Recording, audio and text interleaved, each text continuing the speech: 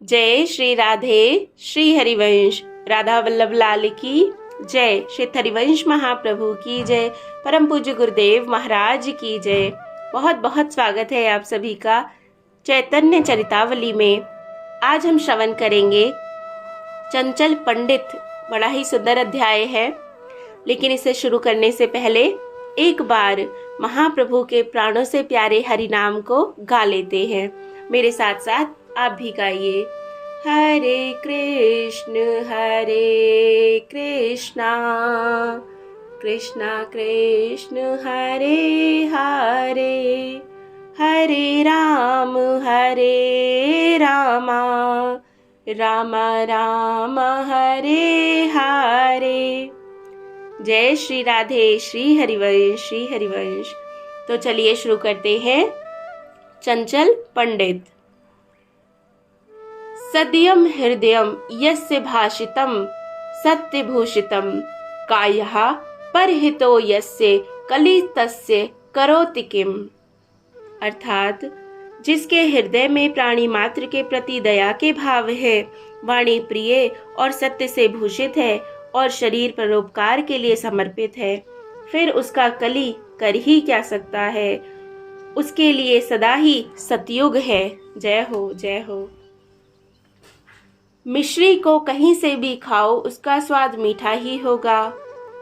घी बूरे का लड्डू यदि टेढ़ा और इर्छा तिरछा भी बना हो तो भी उसमें स्वाद में कोई कमी नहीं होती।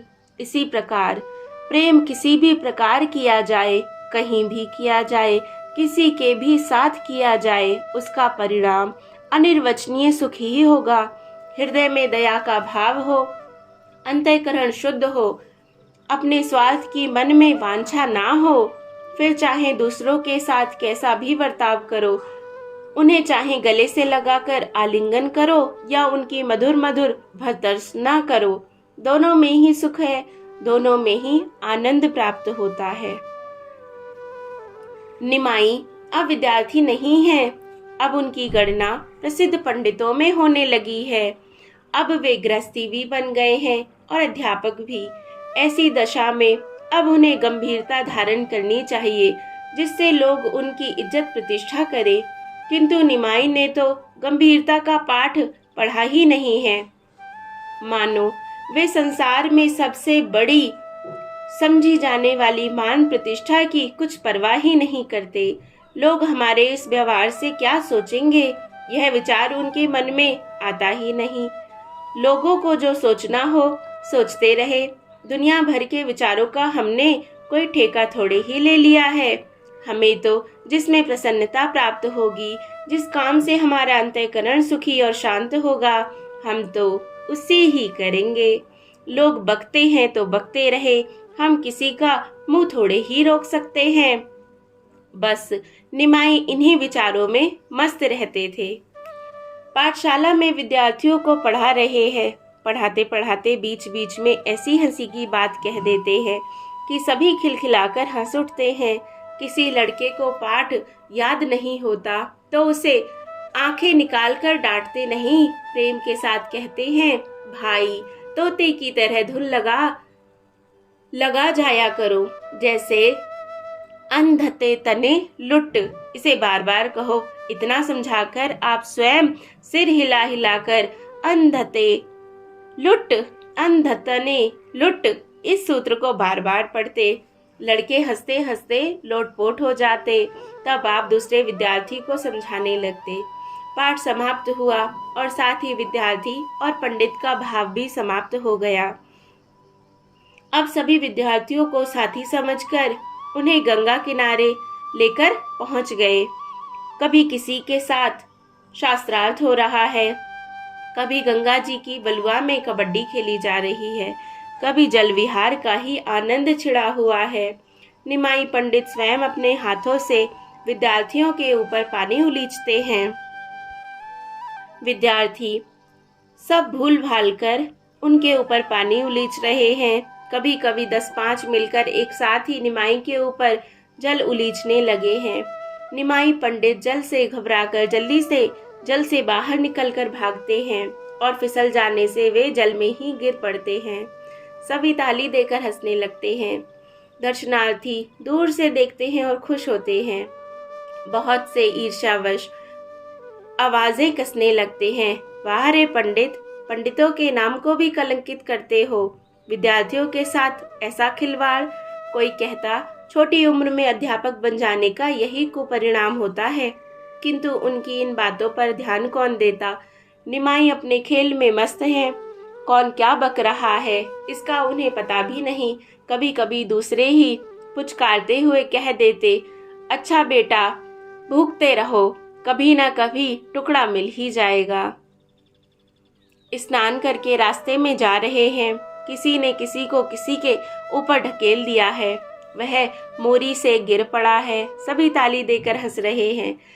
किसी पंडित को देखते ही बड़ी कठिन संस्कृत बोलने लगते हैं, एक साथ ही उससे 10-20 प्रश्न कर डालते हैं। बेचारा बगल में आसन दबाए चुपचाप भीगी बिल्ली की भांति बिना कुछ कहे ही गंगा की ओर चला जाता है। इनसे बातें करने की हिम्मत ही नहीं होती। बाजार में भी चौकड़ी मारकर भागते हैं। कूद कूद कर चलना तो इनका स्वभाव ही था।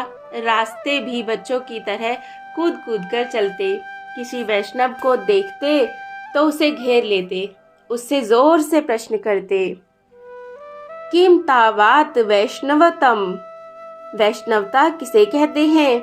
कभी पूछते, उधर्व पुंड्रेन किम स्यात्, उधर्व पुंड लगाने से क्या होता है।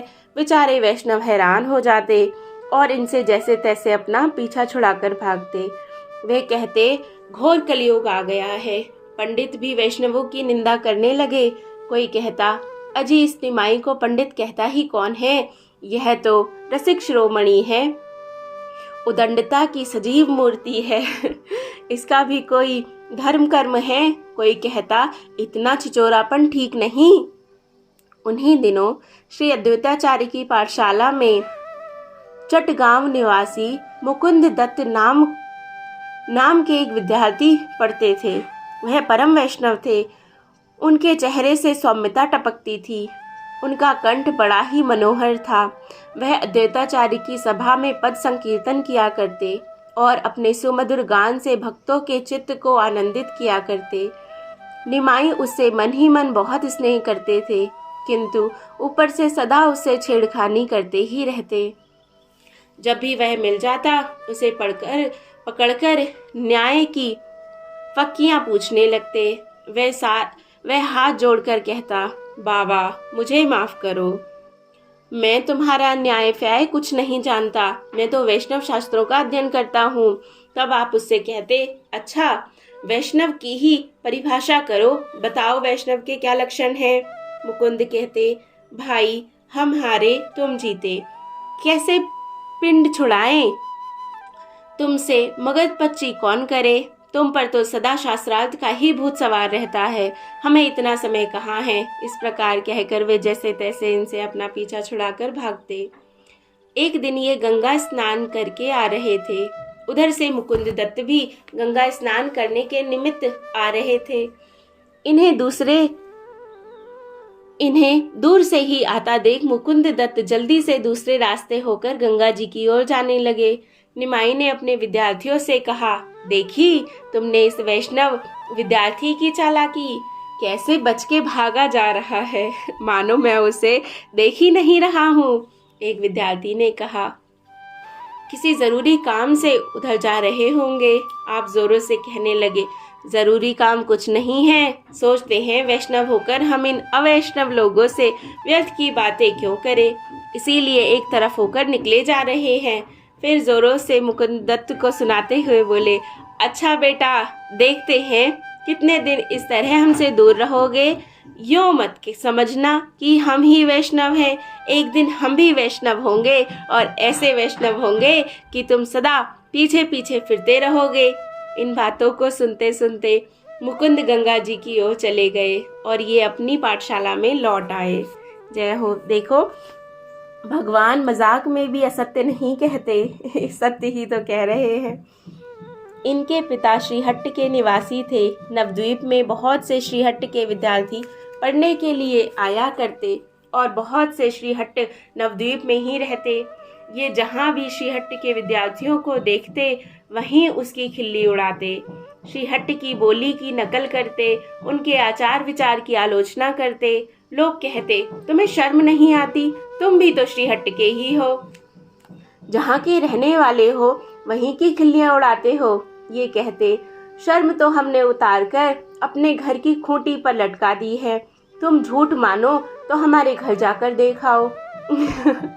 सभी सुनते और चुप हो जाते। कोई कोई राज कर्मचारियों तक से इनकी उदंडता की शिकायत करते, किंतु राज कर्मचारी इनके स्वभाव से परिचित थे। ये उन्हें देखकर जोरों से हंस पड़ते। कर्मचारी शिकायत करने वालों को ही चार उल्टी सीधी सुनाकर विदा करते। इस प्रकार इनकी चंचलता नगर भर में विख्यात हो गई। उन दिनों नवद्वीप में गिने चुने ही वैष्णव थे। उनकी संख्या उंगलियों पर गिनी जा सकती थी। उन सब के आश्रयदाता थे अद्वैताचार्य। वैष्णव गण अपनी मनोव्यथा उन्हीं से जाकर कहते। ये वैष्णवों को आश्वासन दिलाते, घबराओ मत, अंतर्यामी भगवान हमारी दुर्दशा को भली भांति जानते हैं। वे प्रत्यक्ष रीति से हमारी दुर्गति देख रहे हैं। बहुत शीघ्र ही वे हमारा उद्धार करेंगे। एक दिन नवद्वीप में भक्ति की ऐसी बाढ़ आवेगी कि उसमें सभी नर नारी सराबोर हो जाएंगे। जितने दिन की यह विपत्ति है उतने दिन धैर्य से और काटो। अब शीघ्र ही नास्तिकवाद और हिंसावाद का अंत होने वाला है।